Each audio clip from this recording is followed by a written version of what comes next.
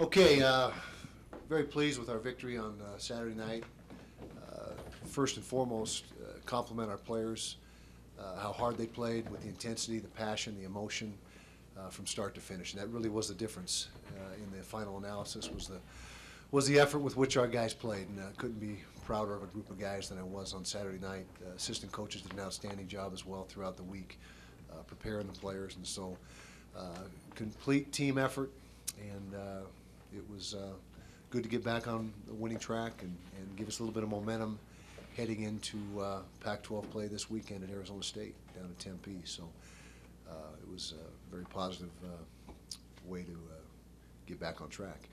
A lot of drama at the end of the game. Our own fault for that. We had the game well in hand, 24-7 going into the fourth quarter, and let them cut into that lead. And so that led to the bizarre chain of events that happened at the end. But like I said, it was our own doing. But it all came out okay. So it was it was what it was, as they say.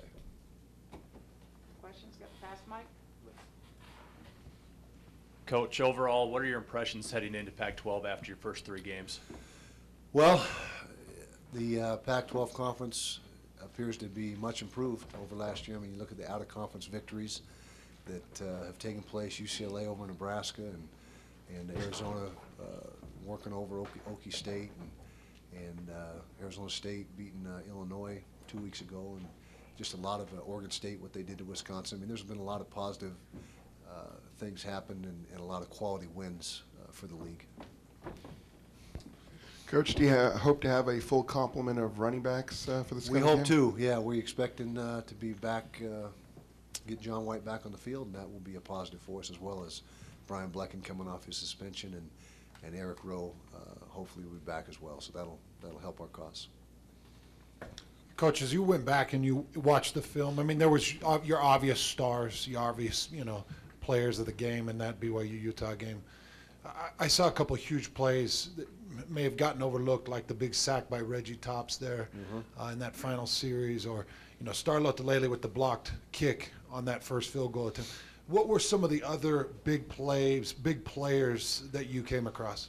Well, Star from start to finish. Star Lotulelei from start to finish was dominating, and he was the, if you had to pick the player of the game, it was no question it was Star, and he played with a determination and a tenacity that you rarely see in a defensive lineman. It can go, the stamina to play at the level he played for 77 snaps or whatever it was he played. I think he only missed 2 or 3 snaps. And so he was the guy that was the obvious standout.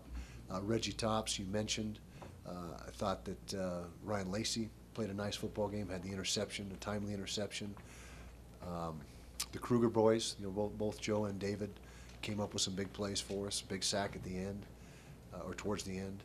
Offensively, John Hayes, with our inability to run the football, our ability to throw the football saved us, because if we had not been able to be as efficient as we were throwing the ball with as abysmal as our running game was, we would have been in trouble. And so John had an outstanding night. I think his efficiency rating was over 150, which is, if you do that all year, you're going to be among the leaders in the country. And so that was a bright spot on offense. Another bright spot was the offense's possession of the football. We didn't turn the ball over one time, which is, in a game like this, that's a huge positive.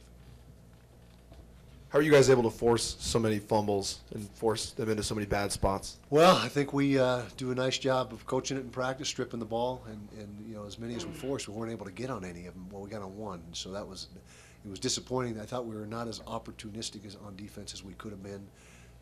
Dropped an interception and didn't.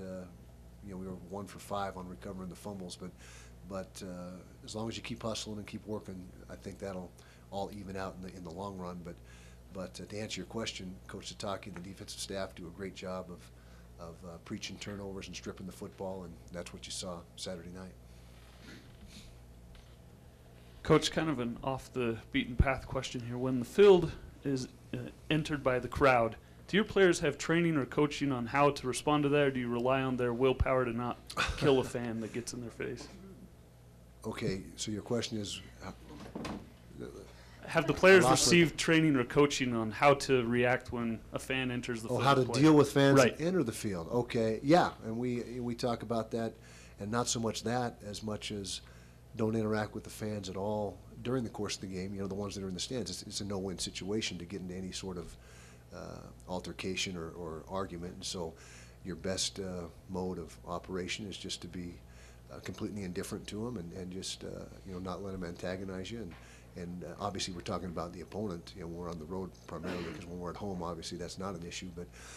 But it's constant education. Now, we don't spend a lot of time talking about how to deal with fans on the field because they're very rarely on the field. But we do spend a lot of time making sure that our guys focus on the game and not get distracted by, you know, anything else.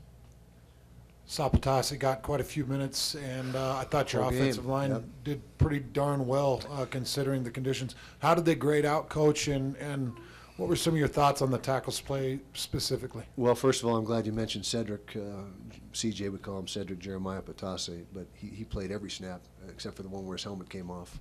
And very proud of him for a true freshman to step into a game like that and to grade out. He was over 80% with his grade, as were, I think we had the entire line grade out over 80%. Now you can say, well, why didn't you run the football better? Then I think there were more yards blocked up than what we came away with. I think we got to do a better job with the running backs of having vision and hitting the holes properly and making the right reads and the right cuts, because there was, like I said, there was more yardage blocked up than what we came away with. But Cedric was outstanding for a kid in that situation. Big game, rivalry game, first real D1 experience. Very proud of what he did. And the offensive line in general, you know, I thought they were improved. Certainly improved over week 2, without a doubt, even though we had 4 sacks. I think it was actually only 3. I think there was a statistical error on one of them. But anyway, pleased with the progress, but we got a long way to go. We're not anywhere near where we need to be offensive line-wise. Coach, back on the crowd note, is it your hope that maybe the Pac-12 adopts a policy like the SEC or the NFL where fans aren't allowed to rush the field in fear of something serious might happen? Yeah, you know, that's a good question. And somebody, there was just an interview earlier today, a USA Today gal called me and asked me that same question. And I was, you know, I'm not aware if there's conference to conference, if they have their own rules, or if each institution handles it their own self. So I don't have a lot of good information for you on that, but it would not be a bad idea if it's not already in place to have some sort of conference rule or even national rule, you know, NC2A wide of how to deal with that. Coach, John White said in the middle of the week he was 100%. I wondered, did he get re-injured the rest of the week, or was he just confused on Wednesday? I think it was being an optimist and power of positive thinking and trying to convince himself that he was on track, because he was making huge progress throughout the week. And I think he was just thinking positively, like I said, and projecting that he was going to be able to play, but it wasn't the case. Also on special teams, you had a breakdown on the punt second week in a row. Did you figure that out? Oh, we thought we had it figured out. Now this particular week was a different issue than the first week. We did have it picked up correctly. We had an errant snap. You know, the snap pulled our guy over to the right a couple feet. And when you have an all-out block on, usually something like that will go unnoticed, but when you have an all-out block on, that's going to expose that. And so we had, and we still think that maybe Sean could have got the ball away had he gone through with the kick. He didn't feel he was going to be able to, so he pulled it down, used his best judgment and pulled it down. But to answer your question, that's still an area of concern, and we've got to continue to spend a lot of time in getting that fixed. Kyle, can you use anything from Pittsburgh last year as you try to evaluate and scout what the Devils are doing now under Graham? A little bit, yeah. There's similarities and things that, you know, we've certainly, in fact, I just came from the defensive film room and they had clips from that game on, you know, as I walked out. But you're going to get your best information from you know, what they've done this year. But we're looking at not only Pittsburgh last year, but Arizona State last year, getting a read on personnel. You know, just a bigger body of work to draw from. How do you, as a defensive-minded coach, react when you see long shots by your offense on first down the field? Love it. I think it's great. I think first down is the best down to throw the football. And I think if you look at statistics, that'll bear that out. Your highest completion percentage is typically going to be on first down, when, and particularly in the play-action boot game, when the defense is not necessarily expecting it. It's tough to throw the ball 3rd and 12. A lot easier throwing on 1st and 10. And so I'm, you know, I visit with Bryan, you know, during the course of the game, and obviously in the game planning that, hey, make sure we have some shots and we use them, you know, on first down, you know, a certain percentage of the time.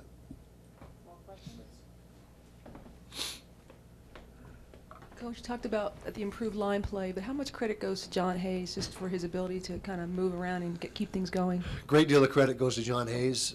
He's a mobile quarterback, and he's tough as nails. I mean, he took some shots Saturday night, and he just picks himself right back up every time. And he's got mental and physical toughness that we just, it's infectious for the rest of the football team. And so, the offensive line did play better, like I mentioned, but he makes them better with his ability to move around a little bit, and like I said, his performance in the throw game in particular was one of the big reasons why we were able to win the game. As you look at Arizona State, what stands out, and then how do you slow that down? Good football team, big win against Illinois, right in the ball game against Missouri. Spread attack on offense, a lot of 3 and 4 wide receiver sets, mobile quarterback. So we got it's typical spread offense that we faced so many times over the years. Defensively, they'll bring pressure. They'll bring 5, they'll bring 6 quite often. You got to be ready to handle their pressure packages. Quarters team in the back end when they're not bringing pressure, but athletes all over the place. That's the thing that stands out the most is their speed and their athleticism across the board. What do you see different in discipline and whatnot of Arizona State? Do you see a noticeable difference from what you saw last year? I think that Coach Graham, first of all, has done a nice job. He's got, and the cupboard was not bare by any means. I mean, they had, as I mentioned, they had a lot of good players. I think he's done a nice job getting those guys in position and fitting within his scheme and his parameters and what he expects, his demands. And so, without saying anything negative about the previous staff, because the bottom line in college football is recruiting, and they had some great talent in that program, and he's taken that talent and molding it. Kyle, you're going back to Sun Devil Stadium for the first time since the Fiesta Bowl. Is it stirring up any memories or anything, or? Not till you just said that. Yeah, I hadn't thought about that, but you're right, and that was a great night, and I guess that was the last time we were there. Well, I was there for the national championship when Urban beat Ohio State, so I guess no, that wasn't in the Sun. That wasn't in that game. That was in the new one. So you're exactly right. First time back, but yeah, good memories of the last time we were there, certainly. And then second question, could you expound on Bryan Bennett? Is he stayed in shape? Is he ready to be inserted back in, or is there going to be a little rust missing? He is ready. He's worked his tail off. He has taken virtually every rep on scout team, and he's had the right attitude. If there is a positive aspect to this, is that he has handled it the right way. He's busted his butt. He's done everything he can do in the situation that he was in to help us win by running the scout team, and he mainly was an offensive scout team guy. He was a quarterback for us. He was a receiver. I mean, whatever we needed him to do, he was willing to do, and he's probably worked harder on the scout team in the last 3 weeks than he would have, at least in practice, than he would have as a defender, as far as the amount of reps that he got. You worried about the heat at all down there? It's going to be over 100, I think. Is it? It's a late kickoff, and that's I thought maybe it would cool down by mid-September now that we're in, but that'll be a factor, and I didn't realize it would be that warm, but. Yeah, we got to make sure we hydrate and take those precautions that you need to take when you play in an environment like that. Hey, Coach, in a suspension type setting, how delicate is the balance of bringing a guy back and working him into those starting reps or working him into any reps? When you got guys like Mike Walker and Terrell Reese and Quade Chapuis and Edwards Morris and all those guys that worked so hard. How delicate is that balance, and how entitled or how much do you just give it to Blecken? Well, it's a good question, and it's a scenario where, much like when a guy comes back for injury, how are the replacements the replacement that took his place, how have they done? If they've outperformed or played at a higher level than what the injured or the suspended guy was playing at before the issue, then it all factors in. And so the one thing I will say is we're very pleased with what Quade and Tyron and all the guys that have played and picked up the slack in Bryan's absence have performed. All those guys have done a great job, and nothing is a gimme. Bryan's going to have to come into practice and continue to play at the level that he was playing at prior to the suspension, but I think that's a case-by-case basis. But I guess the bottom line is you can lose your job while you're down, whether it's suspension or injury, if the guy that takes your place performs at a higher level than what you were performing at prior to the suspension or the injury. So, we'll just have to see how the week plays out. But my guess is he'll come back and play very well. Coach, can you talk a little bit about some of the positives you've seen on the team in the last 3 games, and also some of the areas that need work as you head into the Pac-12? Okay, first of all, positives and getting away from the X's and O's is just the effort level and the attitude of our players. Outstanding. This is a great group to work with.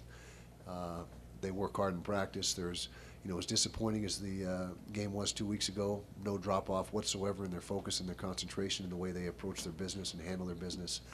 And so just very, that's, as a coach, that's what you want, is you want a group of guys with the attitude that, like these guys have. As far as our progression, I think we've played very good defense all 3 weeks.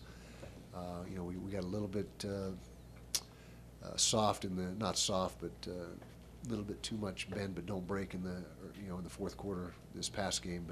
But overall, I think our defensive numbers have been very good. And it's headlined by Starr. Like I said, he's the focal point of the defense.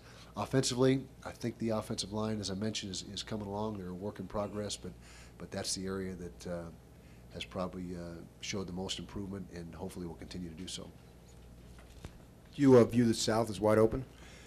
It certainly changes the dynamic of things with SC getting beat by Stanford. That puts a much different spin on the whole thing. I think everybody assumed that SC was going to run the table. I think that was the assumption by most of the media and most of the national pundits. Is that a good word? Pundits, national pundits. And so, yeah, it does make it very interesting. And so we'll see how things play out. But I didn't see that one coming. I don't think anybody else did either. Can you talk also a little bit about the quarterback situation?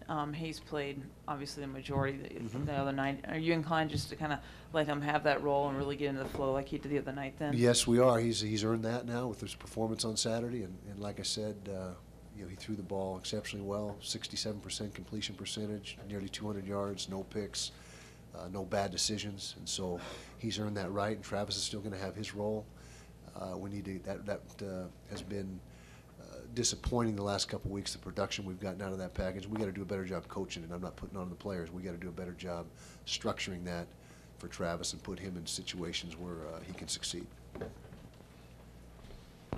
Can you share with us what you said to your corner and safety on that 4th and 12 play after the game? Yeah, that was a disappointment. Let him back in it. We had him on the ropes at that point as well. It was 4th and 12 with just 19 seconds. I can't remember how many seconds on the clock, and just a bust. It happens. It was not a lack of effort. It was not anything that the kid did intentionally, obviously, but thought the play was over. I thought the quarterback had been sacked. Riley's such a good scrambler and was able to extend the play, and for just a split second, the corner thought that he had been sacked, and the receiver ran a double move on him, and by the time he realized that the play was still alive, he had got behind him. But fortunately, our free safety, Tyron Morris, had played it exactly correctly and was there to make the tackle before it got out of hand.